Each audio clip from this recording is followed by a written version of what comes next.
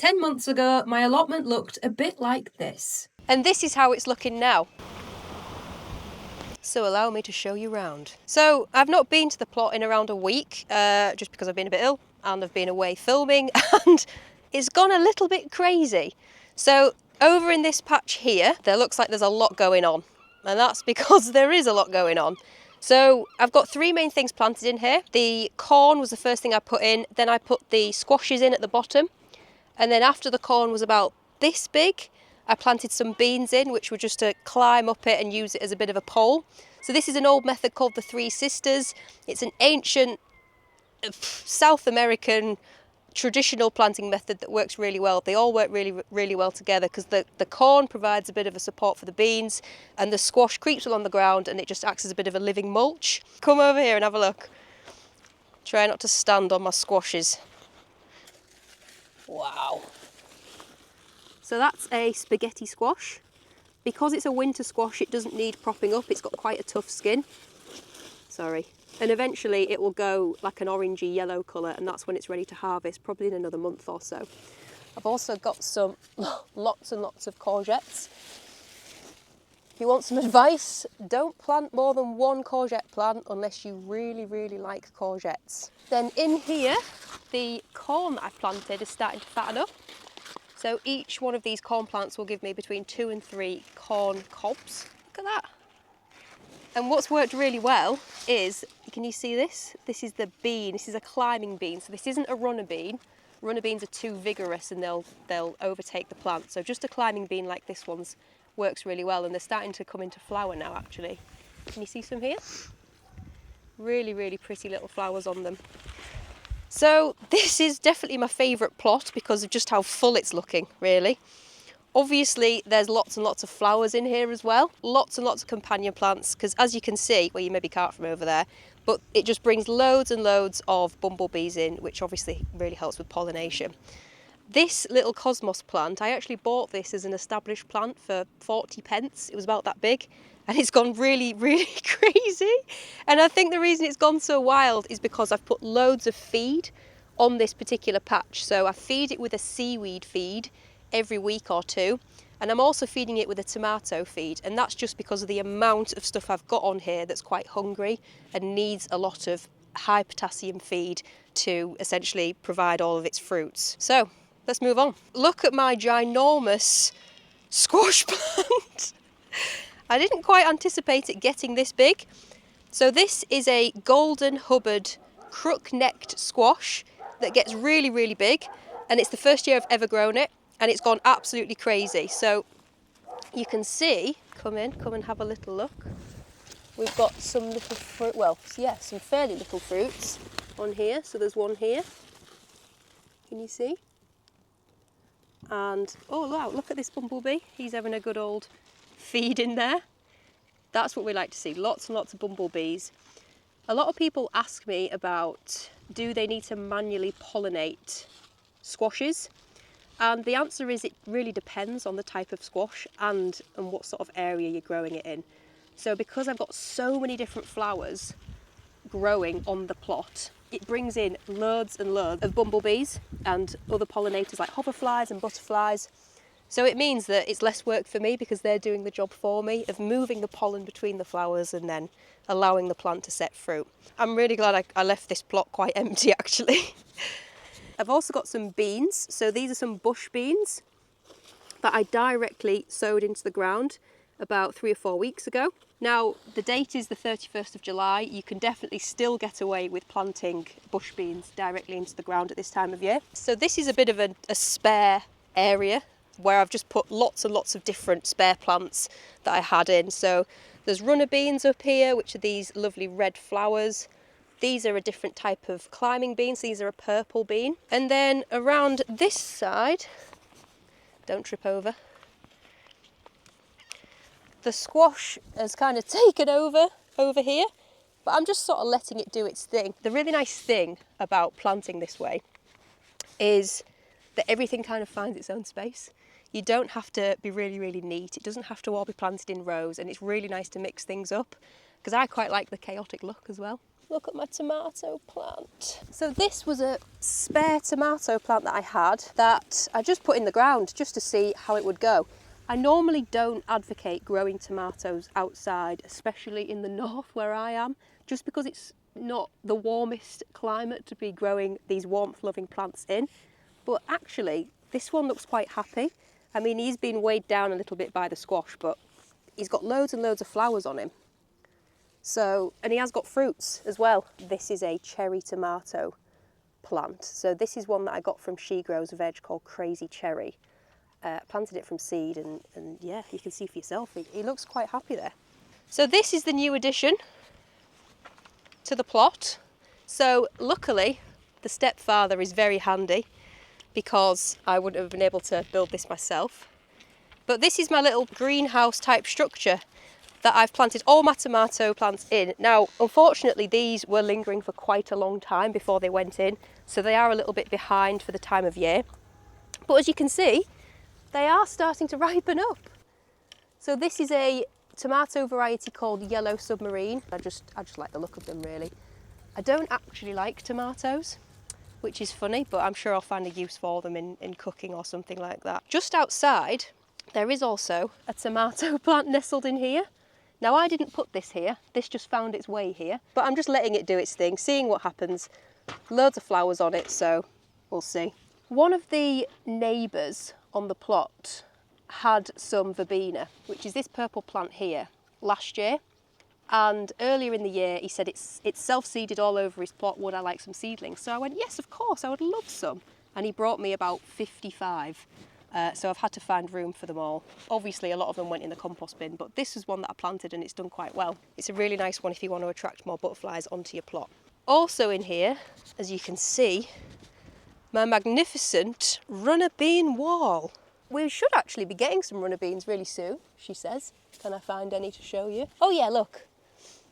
So they start off as these lovely red flowers, which then will turn into these long green pods. Look at that one. Oh my goodness, that's a prize winner. So underneath here, I had a couple of spare squash plants. So I just chucked them in, I just stuck them in, and I've not actually been to check on them. Oh, I can actually see them. Oh, he's a bit small. The problem is when you plant things under a structure like this, at the beginning it seems like a really good idea because there's lots of light getting in. But I'm not sure that this squash plant was going to make it. It was a bit of an experiment, to be fair. So this one has been clever and it's grown sort of out of underneath and it's found some light. So I reckon we'll get some really nice squashes from that one. Make use of the space you've got. We'll see what happens. Maybe something, maybe nothing. At the front of this bed, there's loads of chard, loads of nasturtium and loads of calendula.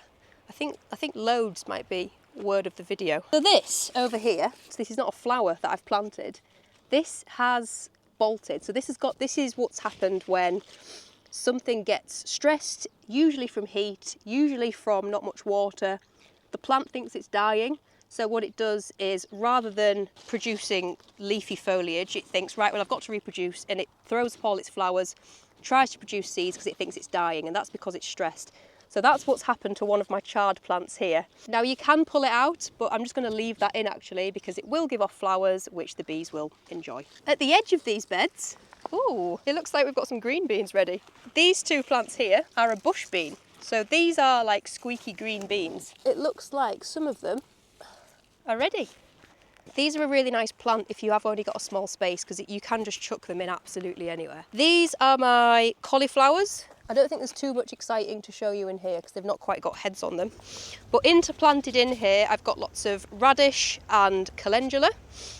Now along here, I've sown more beetroot because I've harvested loads and loads of beetroot recently. And next to it, I've got some carrots that I've just directly sown. So just sprinkled them straight into the soil. And they look like they're coming on actually, even though there is some gaps. But it doesn't matter too much. Marigolds are also up there as a really good companion plant to put next to any veg that you might be growing. It's really important to have a mix of veg and flower plants because A, it looks nice, and B, it means that you are going to get more fruit from the plants that you've planted because they will be better pollinated, and that means that we'll get more food from the plants. So I have just come back from Bristol because I was filming for a children's television programme about corn. Now originally they asked if they could come and film to do Brussels sprouts, which in the middle of July kind of isn't ideal because they don't really look like Brussels sprouts plants. But these are my Brussels sprouts plants. You'll notice that my brassicas, so things like Brussels sprouts, things like my cauliflowers, are under this mesh netting.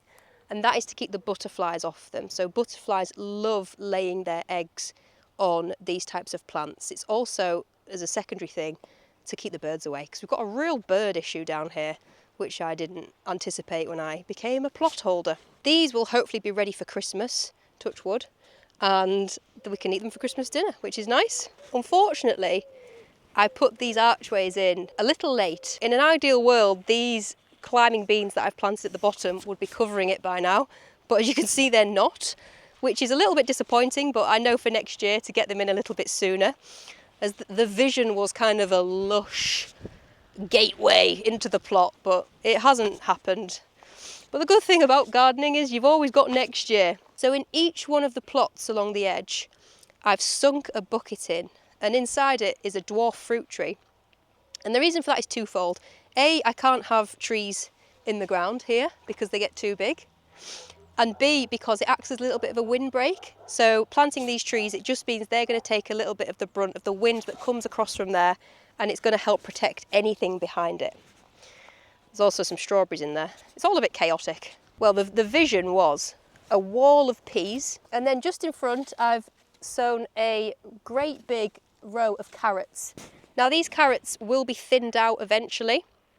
I'm going to let them fatten up a little bit more before thinning them out. And a lot of people ask if you can thin out carrots and beetroot and any other root vegetable and replant them. And the answer is no, because root vegetables just don't transfer very well. They're very delicate in the root section. In front here is another squash. I'm going to be absolutely inundated with squash, all being well. And that's just because I sowed too many and just chucked them in. What else have I got in here? Beetroot, potato. So I didn't plant these potatoes. They must have been here from a previous plot occupant. I've just let them grow. Extra produce, isn't it really? At the front is my one and only surviving purple cauliflower. Now this one isn't netted. It was netted for a long time and then it just got a bit too big and I've just got busy and not properly protected it. Butterflies really like laying their eggs on immature leaves, so it's less susceptible, but as you can see our little green friend there munching away at the leaves. Caterpillars are just everywhere. They just really love these types of leaves. Now I wish I could tell you in a very intellectual way what breed of caterpillar this is, but I can't. Let's take you off and put you on one of the neighbours' plots. Oh, look at these. So these are purple cabbages. They're an heirloom variety, which means that they haven't been tampered with. They're not a crossbreed. They're just an original seed is how I like to describe it. And what's really cool about these is the colour or the tone of their leaves will change depending on the pH of the soil. So if the soil is more acidic, they'll have more of a reddish look to them. And if it's more alkaline, they'll be more bluey, more purple. So what's interesting is I think mine look quite bluish purple, so my soil must be slightly more alkaline. And interplanted, which is something that I'll never plant cabbages without interplanting these, and that's onions. Onions help to deter lots and lots of pests. They confuse cabbage white butterflies, and they're just an extra layer of protection. So this type of netting won't keep the butterflies off. But as I said, they only really like immature young leaves, and these are sort of past that stage now, so that's just for the birds. This is glitter spinach, which is something new this year. This is completely edible and it's perennial, so it'll come back each year, and it apparently spreads like mad, but I'm yet to see that really. Lots of beetroot. I mean, look at this. That's just hanging out the soil, ready to come. We're going to have to take that home and eat it now, aren't we? So these were a type of Welsh onion. These were a creeping onion. They've obviously got a bit stressed and they've gone to seed, which is fine. And I've just sort of let that happen because I want the bees love it. The bees really like it. And it'll form some seed heads like this. So can you see there's all these little tiny black spots are seeds. you see? So we can replant those, and each one of those will be a new Welsh onion. So I don't think I've shown you these plots, have I? So just on here we've got more cabbage, which needs harvesting really, more carrots. This is more cosmos, more calendula. In this plot, which looks really, really sad, and that's because it's kind of finished. So I had broad beans on that side, and I had cabbages and kohlrabi, which are these purpley weird things, which a lot of people kind of haven't seen. I'll harvest this one because it's about ready. It's a bit like a radish. That's sort of how I describe it in flavour and texture, but it looks a bit like a beetroot. It's kind of a bit of a weird hybrid between the two. So once my broad beans, they've gone now, so I'm going to clear that out. I'm going to leave the roots in. The beans are nitrogen fixing. What that means is it takes nitrogen from the air. It forms these little nodes on the roots in which it stores nitrogen. And as the roots decompose, they'll put that nitrogen back into the soil, which makes it the perfect planting space for nitrogen-loving plants, which are generally leafy greens. So broad beans are coming out, and I'm putting more brassicas in at that side because they'll really benefit from the extra nitrogen. Liam, thought you had a question. No, I was just trying to alert you so you stop. In this side, we've had cabbages. So what I'm going to do in this side is the opposite. So I'm going to put some bush beans, which are really fast growing, all in this side, just like the green beans that we've harvested from over there. This side's just going to be all beans, and that side's going to be either cabbages or cauliflower. I'm yet to decide. Lots of beetroot to be harvested. We need to start eating more beetroot. Look, I know you don't like beetroot. So I've said throughout that a lot of the squashes that are kind of dotted around were extras. This was an extra, and as you can see, it's just not very happy here.